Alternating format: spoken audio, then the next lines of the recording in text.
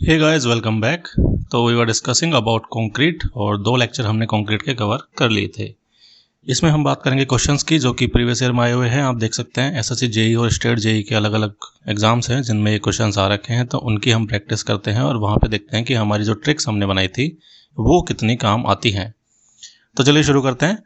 Workability of the concrete mix with low water cement ratio is determined bye. Low water cement ratio का मतलब क्या हो गया कि वर्केबिलिटी कैसी है, लो। और लो के लिए मैंने क्या बताया था, लो का मतलब होता है कम, तो कम से बनाया था compaction factor.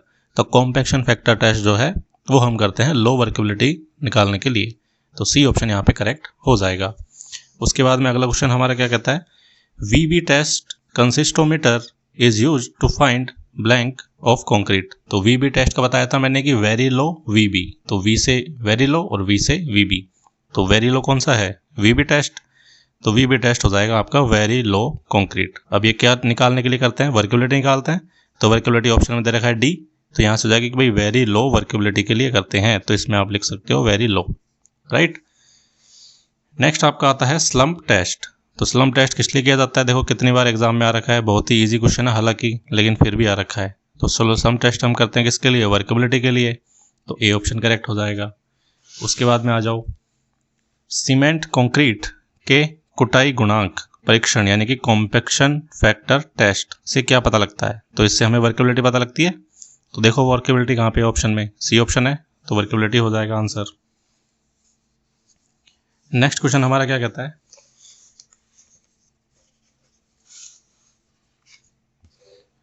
The top diameter, bottom diameter and height of the slump. तो स्लम्प कोन जो है वो आपका वो कुछ इस तरह से होता है, इस तरह से होता है। तो ये जो डाया होता है ऊपर वाला, ये कम होता है, ये ज़्यादा होता है। तो ये हो जाएगा कितना 10, ये हो जाएगा 20 और इसकी हाइट हो जाएगी कितनी 30। ये सब किस में, सेंटीमीटर में। तो अब देखो टॉप, बॉटम और हाइट, तो 10, 20, 30 यानी कि ए ऑप्शन करेक्ट आपका हो जाएगा। तो यहाँ पे आ जाएगा ऑप्शन ए करेक्ट। और आ जाओ आगे, अगला क्वेश्चन क्या कहता है, एक concrete having a slump of 6.5 centimetre is said to be. अब यहाँ पे ध्यान देने वाली बात यह है कि जो हमने ट्रिक्स बनाई थी वो सारी बनाई थी एमएम में, तो हमें इसको एमएम में कन्वर्ट करना है, यानी कि 65 एमएम की बात हो रही है। अब एमएम से यहाँ पे देखो कि क्या कंडीशन थी, ड्राई। ड्राई का मतलब क्या था कि भाई 0 से 25 अगर था तो वो ड्राई में जाएगा। एक बार मैं आपको देखो नोट्स दिखा देता हूँ, तो वहाँ से आप वापस से क्लियर कर पाएंगे।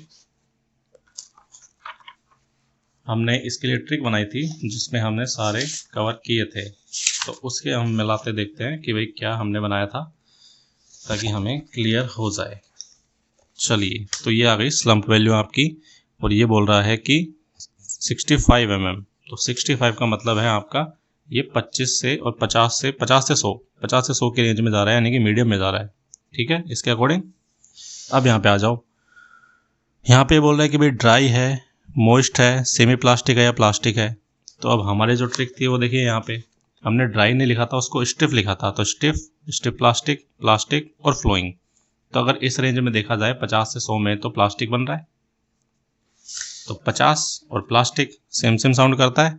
तो यहाँ पे आप देखो कौन आ रहा है 50 से 100 की रेंज में, प्लास्टिक आ रहा है। तो डी ऑप्शन करेक्ट हो जाएगा।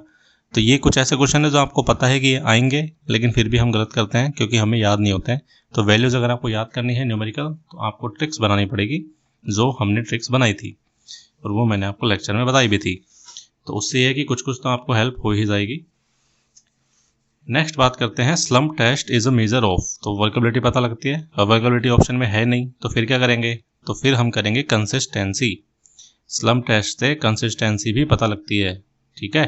तो ये भी ध्यान रखना है, अगर वर्केबिलिटी ऑप्शन में नहीं हो तो क्या करना है। नेक्स्ट आपका आता है, if the slump of concrete mix is 60 mm, 60 mm है, तो इसकी वर्केबिलिटी क्या होगी। तो देखो 60 जो है वो 50 से 100 की रेंज में आ रहा है। तो वर्केबिलिटी कहाँ से शुरू हो रही थी, वेरी लो से शुरू हो रही थी।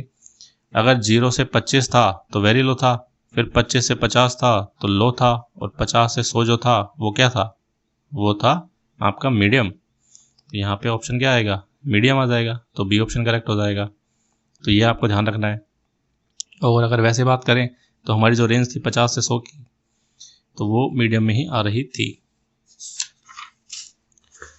अगला क्वेश्चन हमारा क्या कहता है, if the compaction factor is 0.95 the workability of the concrete is, ठीक है, ये इसने इज 2 बार लिख दिया है, ऑफ आएगा तो workability of concrete is.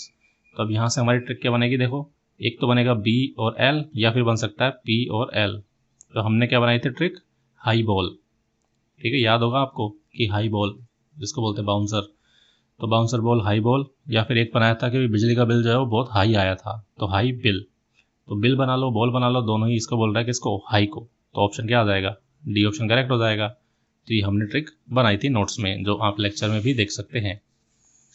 Slump value for arch and side wall of the tunnel is, अब ये हमारे लिए नई चीज़ है क्योंकि ये हमने नहीं पढ़ी है, लेकिन अगर मैं ऑप्शंस पे जाता हूँ तो ये बोल रहा है कि भाई साइड वॉल, तो वॉल के बारे में ज़रूर हमने नोट्स में देखा था कि जो कॉलम है और जो थिन वॉल है उसके लिए रेंज होती है 80 से 150 की, और इस रेंज में हमारा जो है वो आ रहा है क्वेश्चन।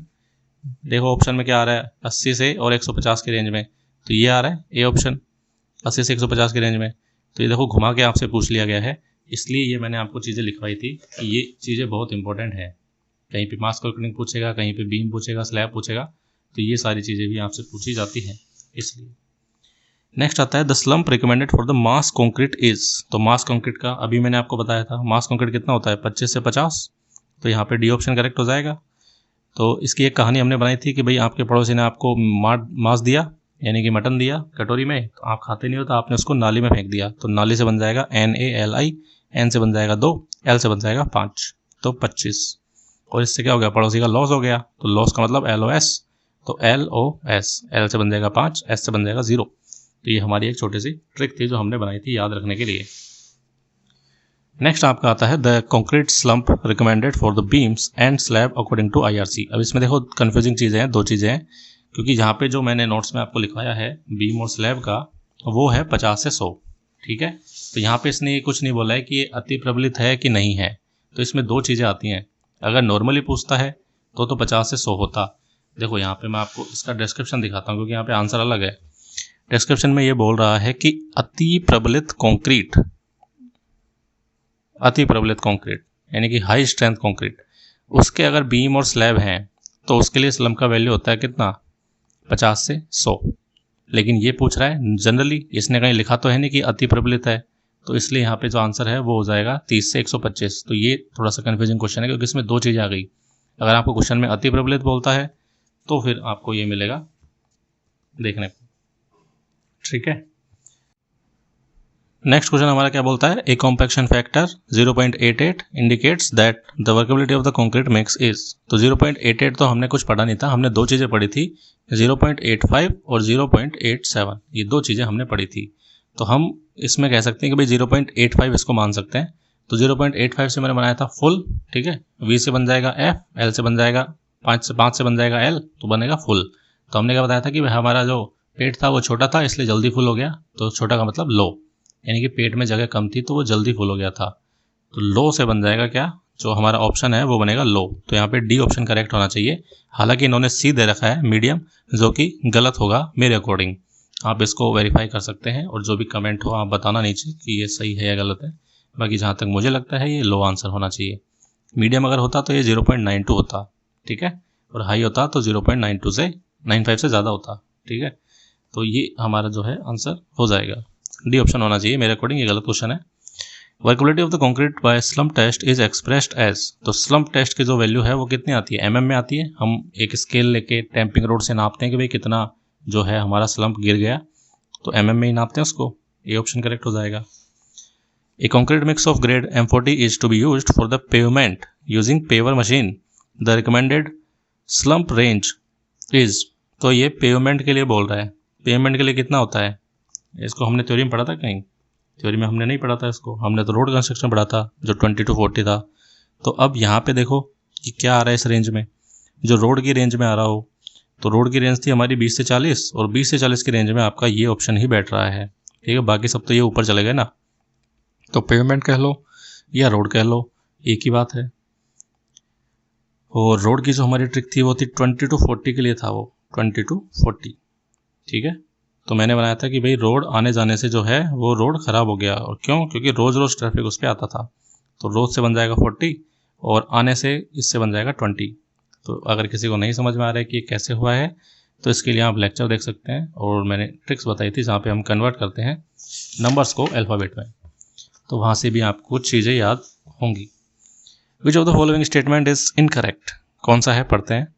हायर वीबी टाइम शोज लोअर वर्केबिलिटी, तो बिल्कुल सही बात है। मैंने बताया था कि वीबी टेस्ट जो है वो उल्टा रिजल्ट देता है, जितना कम टाइम आएगा उतना ही ज़्यादा वर्केबल होगा वो, क्योंकि हो क्या रहा है बेसिकली, कौन से और सिलेंडर फॉर्म में उसको चेंज होना है, तो जितना ज़्यादा पानी होगा उतनी जल्दी वो चेंज हो जाएगा घुमाते ही। तो ए ऑप्शन तो जो है हमारा वो सही है। हमें क्या ढूंढना है, इनकरेक्ट, तो ये तो नहीं होगा। Higher slump shows higher workability, तो ये बिल्कुल सही बात है। Higher compaction factor shows higher workability, तो ये भी ठीक बात है, क्योंकि जितना ज़्यादा कॉम्पैक्शन फैक्टर उतना ही ज़्यादा workability. None of the above, तो नन ऑफ द अबव, क्योंकि सारे ऑप्शन कैसे हैं, सही हैं, तो ये तीनों एक्चुअली में सही ऑप्शन नहीं होंगे, और ये जो है आंसर वो आपका आंसर होगा, क्योंकि ये सारे ऑप्शन क्या हैं, सही है। तो ऐसे भी क्वेश्चन पूछे जाते हैं जहाँ पे आपको कंसेप्ट क्लियर होने चाहिए, तो ही आप इसका आंसर कर पाएंगे। Workability of the concrete is directly proportional to, तो वर्केबिलिटी किसके प्रोपोर्शनल होती है, टाइम ऑफ ट्रांजिट के, तो टाइम ऑफ ट्रांजिट के तो नहीं होती है। वाटर सीमेंट रेशो के, बिल्कुल होती है। ग्रेडिंग ऑफ कंक्रीट के, ये भी सही है। स्ट्रेंथ ऑफ कंक्रीट, तो इसका हम कुछ नहीं कह सकते। एग्रीगेट टू सीमेंट रेशो, तो इसके तो इन्वर्स होती है, क्योंकि जितना ज़्यादा सीमेंट होगा उतना ही ज़्यादा वर्केबिलिटी होगी, लेकिन यहाँ पे उल्टा है, सीमेंट किस में आ रहा है, डिनोमिनेटर में आ रहा है, तो दूसरा और तीसरा होगा, हमें ये पता है। अब ऑप्शन देखते हैं, दूसरा तीसरा यहाँ पे है, अब दूसरा तीसरा यहाँ पे भी है, लेकिन पांचवा तो इनकरेक्ट है, ये हमें 100% श्योर है कि भाई ये तो नहीं होगा, तो जहाँ पे पांचवा है उसको हटा दो, तो ये हट गया, ये हट गया। अब यहाँ पे है दूसरा और तीसरा, तो यहाँ पे तीसरा नहीं है, तो ये भी गलत हो जाएगा, तो बी ऑप्शन आपका करेक्ट हो जाएगा। इस तरह से आप एक एक ऑप्शन को एलिमिनेट करते हुए चलेंगे तो आंसर तक पहुँच जाएंगे। अगला क्वेश्चन आपको क्या कहता है, workability of the concrete is directly proportional to, किसके प्रोपोर्शनल है, तो एग्रीगेट सीमेंट रेशो मैंने आपको बताया था कि भाई सीमेंट तो ज़्यादा होना चाहिए, तो ये नीचे आ रहा है डिनोमिनेटर में, तो ये उल्टा हो जाएगा, यानी कि ये गलत है। Time of transit, time of transit का हमें कुछ नहीं पता है, इसके भी इन्वर्स होता है, क्योंकि जैसे आप जितना ज़्यादा घुमाओगे उसको कंक्रीट को उतना ही ज़्यादा वो सेट होता जाएगा, पानी उसका कंज्यूम होता जाएगा, तो कम घुमाओगे तो कम अच्छा है, ज़्यादा अच्छा है। ग्रेडिंग ऑफ कंक्रीट, तो जितना ज़्यादा ग्रेडिंग होगी उतना ही ज़्यादा वर्केबिलिटी होगी, बिल्कुल सही बात है, ये हो जाएगा। और वाटर सीमेंट रेशो, ये भी ठीक है कि वाटर सीमेंट रेशो जितना ज़्यादा होगा उतना ही ज़्यादा वर्केबिलिटी होगी, तो यहाँ पे सी भी करेक्ट है, डी भी करेक्ट है। इन्होंने सिर्फ सी को मान रखा है, लेकिन डी भी करेक्ट होगा। ये SSC JEE 2012 का क्वेश्चन है, तो वो मन से कुछ भी मान लेते हैं, हालांकि काफ़ी लोगों ने ये किया होगा और उनका आंसर गलत भी हुआ होगा, तो दोनों ही करेक्ट हैं, कोई दिक्कत नहीं है इसमें, ठीक है, गलत दिया हुआ है इन्होंने। The slump test is for finding out the workability in concrete, the maximum size of aggregate should not exceed, कितना था 38, जो ऑन एन एवरेज हमने बोला था 40 mm है, लेकिन अगर यहाँ पे 40 और 38 दोनों दे रखा है, तो मैं आपको नोट्स में अगर दिखा दूँ, तो मैंने नोट्स में आपको ब्रैकेट में लिख के बताया था, देखिए कि अगर जनरली पूछे तो 40 mm है, लेकिन ऑप्शन में अगर दोनों मिल गए तो फिर ये ज़्यादा एक्यूरेट है, तो 38 mm हमारा जो है आंसर होगा, तो बी ऑप्शन करेक्ट होगा यहाँ पे।